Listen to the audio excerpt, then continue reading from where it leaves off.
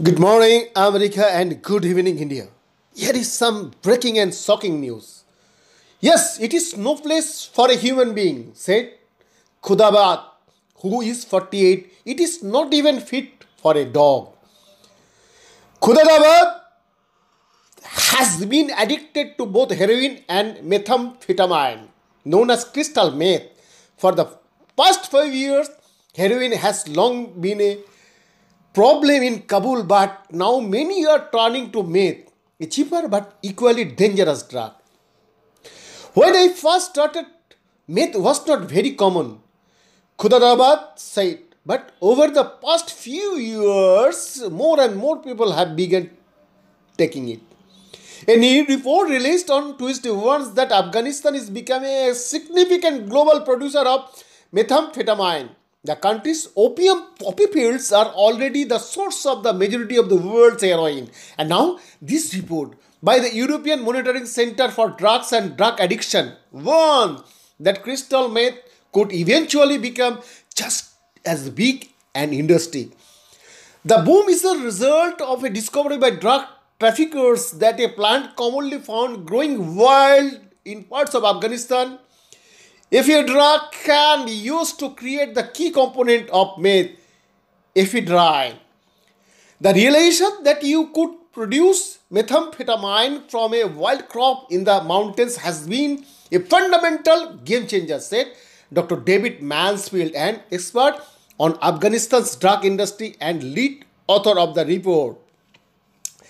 Dr. Mansfield said drug traffickers previously used to extract ephedrine from more expensive imported medicines, but will now be able to use this far cheaper alternative, some simple chemistry.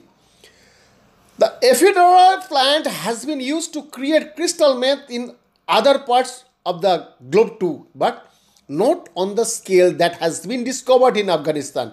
Using satellite images as well as interviews with Afghan drug producers, Dr. Mansfield and a team of researchers have mapped out more than 300 suspected ephedrine tabs in just one district in western Afghanistan, Bakwa. The area has become the hub of the meth trade in the country, but Dr. Mansfield has also begun identifying labs elsewhere. The team discovered that methamphetamine production was a two-tiered process, with ephedrine relatively easy to make even for people in poor households, who then sell it onto more specialized meth cokes.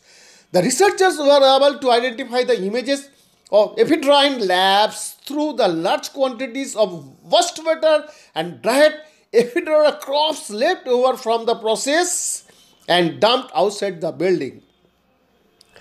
The US has in the past carried out airstrikes on alleged drugs labs in Afghanistan, bombing 68 in a single day in May 2019. But the combination of civilian casualties and ease with which the massive factories can be revealed led the campaign to be abandoned.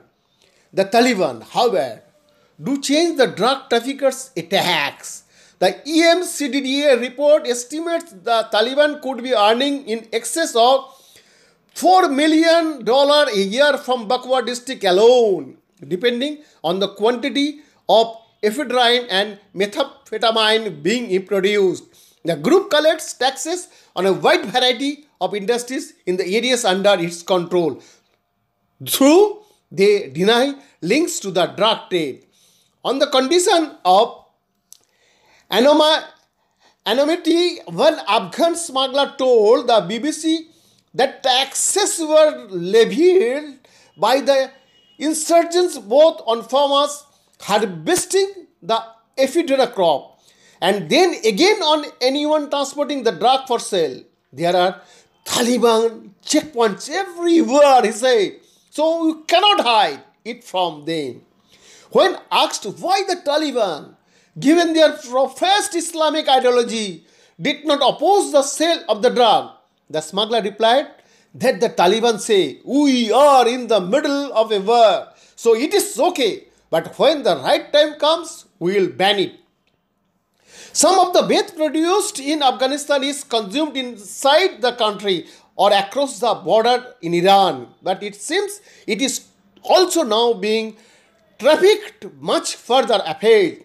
This year, hundreds of kilograms of the drug worth tens of millions of dollars and suspected to originate from Afghanistan have been found hidden on board cargo boats during search operation by the Sri Lankan Navy as well as by the international forces patrolling the Arabian Sea. There are fears the methamphetamine could end up in Europe too, following an established heroin route from Pakistan and Iran and then through East Africa. Andrew Cunningham, another of the authors of the EMCDDA report, told the BBC that at the moment of methamphetamine use in Europe is not widespread but added. There is a good chance the crystal meth will carry it on its journey up into Europe at some point. Authorities in Australia have already noticed a rise in seizures of methamphetamine linked to Afghanistan and neighboring Iran in recent years, including huge quantity of drug dissolved in crates of mineral water bottle with a street value of more than $50 million that was discovered in April. Andrew Parkinson heads a team in the Australian Federal Police conducting forensic analysis and intercepted drugs and told the BBC that the results so they were produced by the natural from the ephedrine, which indicate towards the starting product in the ephedra plant that gives us ammunition to impact the organized crime groups that are producing the methamphetamine and shipping it to Australia, I say. While Afghan meth may be exported worldwide, it is on the streets of Kabul that its impact is being felt first and foremost, backed by the breach that has become a shelter for those addicted to the drugs. One man tells us he spent months searching for his younger brother, a meth user. Our mother died from all the stress, he said. With continuing instability in the country, the amount of methamphetamine produced and number of lives ruined by it looks like it will only increase. Business has never been better, said the smuggler with a laugh. Behind the report, Posak TV USA.